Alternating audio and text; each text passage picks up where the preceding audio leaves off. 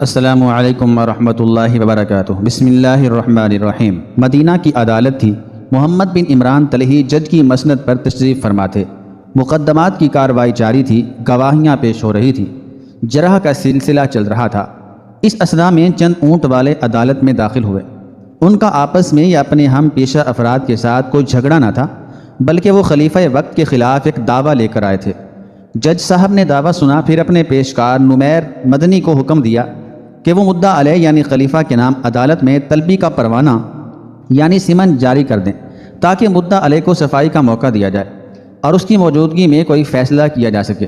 پیشکار عجیب شش و پن میں پڑ گئے۔ خلیفہ کے نام پروانہ جاری کرتے ہیں تو خدشہ ہے کہ کہیں خلیفہ ناراض نہ ہو جائیں، پروانہ جاری کرنے سے انکار کرتے ہیں تو جج صاحب کے خفا ہونے کا اندیشہ ہے۔ نمیر مدنی نے کچھ جھجکتے ہوئے معذرت کی، لیکن جج صاحب نے پھر حکم دیا کہ خلیفہ کے نام پروانہ جاری کر دیا جائے۔ چنانچہ پروانہ تیار ہو گیا، اس پر عدالت کی مہر ثبت کر دی گئی اور پیشکار پروانہ لے کر خلیفہ وقت کے پاس پہنچ گئے۔ نمیر مدنی کہتے ہیں کہ خلیفہ نے اپنے دربار میں مجھ سے پروانہ لے کر پڑھا تو فوراً اٹھ کھڑے ہوئے اور اپنے اطراف بیٹھے ہوئے لوگوں سے کہا کہ کوئی میرے ساتھ نہ آئے، مجھے عدالت میں طلب کیا گیا ہے۔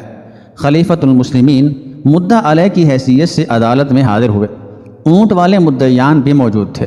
حالت یہ تھی کہ نہ تو جج اور نہ کمرہ عدالت میں موجود کوئی بھی شخص خلیفہ کی تعظیم کے لیے اٹھا۔ اس وقت وہ مدعا علیہ کی حیثیت سے عدالت میں جج کے روبرو پیش ہوئے تھے۔ عظیم مملکت اسلامیہ کا حکمراں عدالت کے کٹہرے میں یک و تنہا کھڑا تھا۔ اس کے پاس خدام کی بھیڑ نہ تھی۔ مقدمہ پیش ہوا، ثبوت مانگے گئے، جج نے گواہیاں سنی، سوال و جواب ہوئے اور بالآخر جج نے فیصلہ دے دیا۔ فیصلہ خلیفہ کے خلاف ہوا تھا۔ یہ اسلام کا اعجاز ہے جس نے تمام انسانوں کو برابر ٹھہرایا ہے۔ عزت والا وہی ہے جو زیادہ متقی ہے۔ خلیفہ نے فیصلہ سنا تو انہوں نے جج سے کہا، اللہ آپ کو جزائے خیر دے، آپ مذہبی احکام اور حقوق کی پوری تعمیل کرتے ہیں۔ اس سلسلے میں آپ کو 10,000 اشرفیاں بطور انعام پیش کرتا ہوں۔ یہ خلیفہ تھے ابو جعفر منصور، بنو عباس کے دوسرے خلیفہ، جنہوں نے 22 سال سے زیادہ عرصے تک دنیا کے ایک بڑے حصے پر حکمرانی کی اور اپنی حکمت و تدبر سے کام لیتے ہوئے بہت سے کارنامے انجام دیے۔ عباسی دور حکومت جو تقریباً 500 سال کے عرصے پر محیط ہے، اسلامی تاریخ کا سب سے زیادہ روشن، شاندار اور ارتقائی عہد ہے۔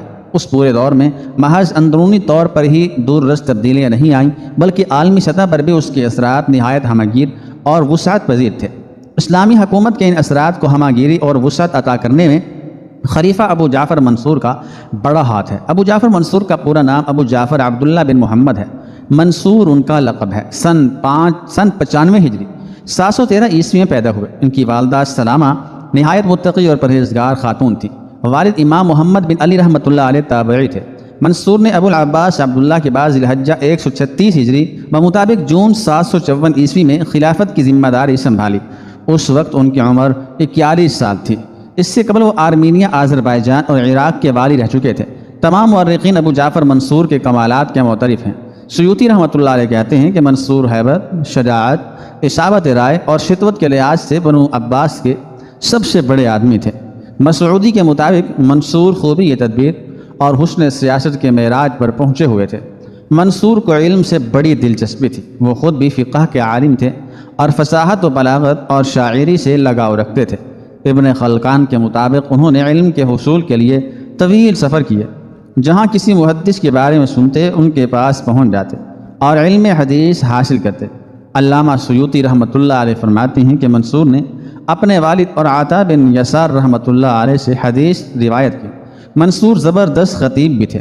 منصور کی عہد سے پہلے رواج یہ تھا کہ علماء کرام اپنی یادداشت کی مدد سے تعلیم دیا کرتے تھے۔ خلیفہ منصور کے دور میں علم کو کتب کی صورت میں محفوظ کرنے کا باقاعدہ آغاز ہوا اور حدیث، فقہ اور تفسیر کی تدوین اور ترتیب کا کام منظم انداز میں شروع کروایا گیا۔ اس کے علاوہ ادب، تاریخ، لغت اور سیرت پر کئی کتابیں لکھی گئیں۔ اس طرح پوری اسلامی مملکت علم و ادب کا گہوارہ بن گئی۔ ایک بار کسی نے منصور سے پوچھا، آپ کی کوئی تمنا ہے؟ جواب ملا، میری آرزو یہ ہے کہ ایک چبوترا ہو اور اصحاب حدیث میرے چاروں طرف موجود ہوں، جن سے میں احادیث نبوی صلی اللہ علیہ وآلہ وسلم سنتا رہوں اور اللہ کی رحمتیں نازل ہوتی رہیں۔ منصور کا قاعدہ یہ تھا کہ وہ دن بھر امور مملکت انجام دیتے تھے، نماز عصر کے بعد کا وقت اہل خانہ کے ساتھ گزارتے تھے، رات میں پہلے سے طے شدہ ملاقاتیں ہوتیں، عشاء کے بعد مختلف مقامات سے آئے ہوئے خطوط کا مطالعہ کرتے، کچھ دیر آرام کے بعد رات کی آخری پہر تہجد کے لیے کھڑے ہو جاتے اور نماز فجر تک اپنے رب کے حضور کھڑے رہتے، نماز فجر کی خود امامت کرتے اور دن چڑھنے پر دربار میں آ کر سرکاری کاموں میں منہمک ہو جاتے۔ منصور مملکت کے انتظامات کو خدا خوفی کے بھرپور جذبے کے ساتھ چلانے کے خواہش مند تھے۔ اس کا اندازہ اس بات سے ہوتا ہے کہ وہ کہا کرتے تھے، میں چاہتا ہوں چار نہایت دیانتدار اور پاک باز آدمی میرے پاس ہوں۔ ایک بار لوگوں نے پوچھا، وہ 4 آدمی کون ہیں؟ جواب ملا، وہ جن کے بغیر کسی مملکت کا انتظام درست نہیں چل سکتا۔ ان کی مثال تخت کے 4 پایوں کی سی ہے، جب تک وہ چاروں پائے عمدہ، مضبوط اور سیدھے نہ ہوں تخت مضبوط نہیں رہ سکتا۔ ایک تو ایسا قاضی ہے جس پر اللہ کی راہ میں کسی لعنت و ملامت کا اثر نہ ہو سکے، دوسرے کوتوال جو قوی کے مقابلے میں ضعیف کے حق میں انصاف کر سکے، تیسرے وہ افسر ہے جو پوری مال گزاری وصول کرے لیکن رعایا پر ظلم نہ کرے، اور چوتھے، یہ کہہ کر خلیفہ وقت نے اپنا انگوٹھا 3 مرتبہ دانتوں سے دبایا اور ہر مرتبہ ان کے منہ سے اف کی آواز نکلی۔ لوگوں نے پوچھا، چوتھا شخص کون ہے؟ جواب ملا، وہ افسر ڈاک جو ان تمام افسران کی سچی خبریں نہایت دیانتداری سے مجھے لکھتا رہے۔ منصور کی عہد میں ڈاک کے افسروں کی ذمہ داری تھی کہ وہ اشیاء کے نرخوں کی نگرانی کرتے رہیں کہ کہیں حکومت کے مقرر کردہ نرخوں سے زیادہ قیمت پر اشیاء فروخت نہ ہو رہی ہوں۔ منصور کو خلیفہ ہونے کی حیثیت سے اپنی ذمہ داریوں کا بڑا احساس تھا۔ ایک بار وہ عرصے تک منظر عام پر نہیں آئے تو عوام میں چرچا ہونے لگا کہ خلیفہ بیمار پڑ گئے ہیں۔ ایک صاحب منصور کے پاس جا پہنچے اور ان سے عوام میں پھیلی ہوئی اس خبر کا تذکرہ کیا۔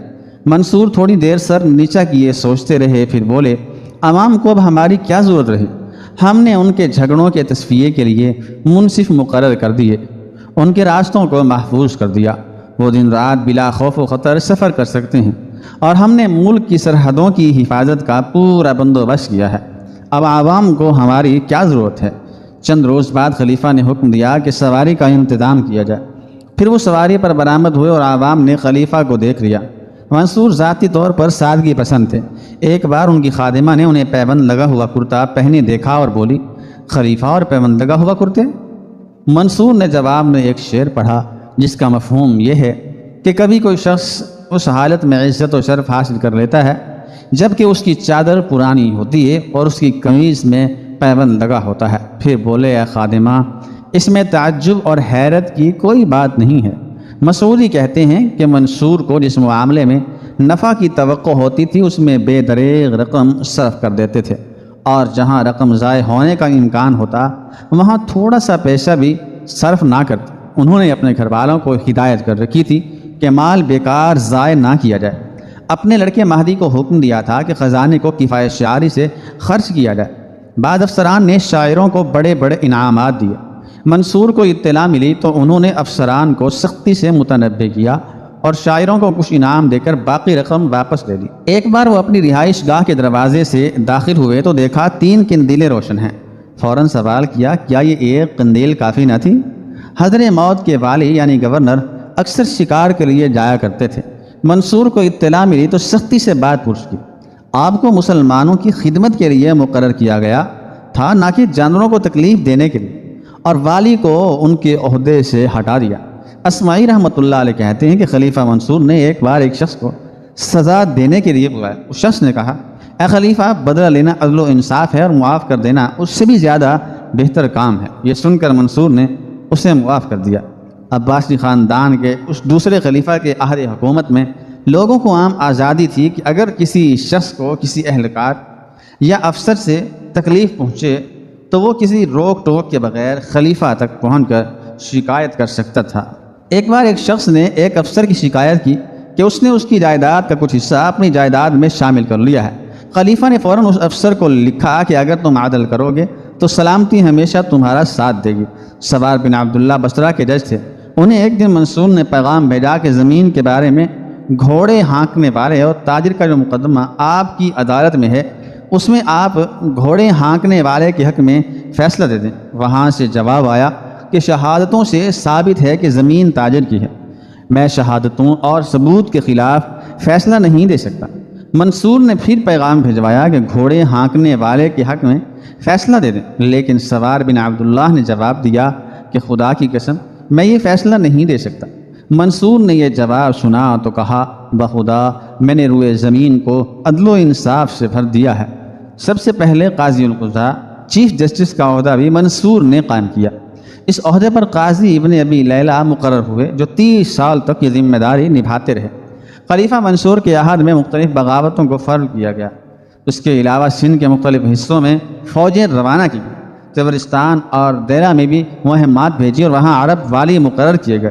132 ہجری میں قیصر روم نے ملتیہ پر چڑھائی کر دی اور اس پر قبضہ کر لیا۔ ملتیہ اسلامی اور رومی سرحد کا اہم مورچہ تھا۔ خلیفہ منصور نے انطاکیہ کے گورنر عباس بن محمد کو مقابلے پر بھیجا، جنہوں نے رومیوں کو مار بھگایا۔ 136 ہجری میں عباس نے ملتیہ کو دوبارہ تعمیر اور آباد کیا۔ 140 ہجری میں منصور نے ملتیہ میں قلعہ تعمیر کروایا۔ 155 ہجری کے مطابق 772 عیسوی تک قیصر روم سے کشمکش جاری رہی۔ بالآخر قیصر روم نے منصور سے مصالحت کی درخواست کی اور ہر سال ایک بڑی رقم ادا کرنے کا وعدہ کیا۔ منصور نے سرحدی دفاع پر خصوصی توجہ دی، سرحدی قلعے تعمیر کروائے۔ انہوں نے 2 شہروں ملتیہ اور المسیہ کو عصر نو تعمیر کروایا۔ منصور ذی الحجہ کے مہینے میں پیدا ہوئے، ذی الحجہ میں خلافت کی مسند پر بیٹھے اور ذی الحجہ ہی میں انہوں نے اس دنیا کو خیر بات کہا۔ آخری عمر میں وہ علیل رہنے لگے تھے، ان کو معدے میں خرابی کی شکایت تھی۔ طبیبوں حکیموں سے مشورہ کیا تو انہوں نے بتایا کہ علاج تو ممکن ہے، لیکن جو دوائیں استعمال ہوں گی وہ بذات خود گرم ہوتی ہیں، ان کا فوری اثر تو ہوگا لیکن بعد میں نقصان دہ ثابت ہوں گے۔ تمہارے لیے آخرت میں بھی ثواب ہے اور دنیا میں بھی بھلائی ہے، اعتدال سے نہ بڑھنا کہ اس میں ہلاکت ہے۔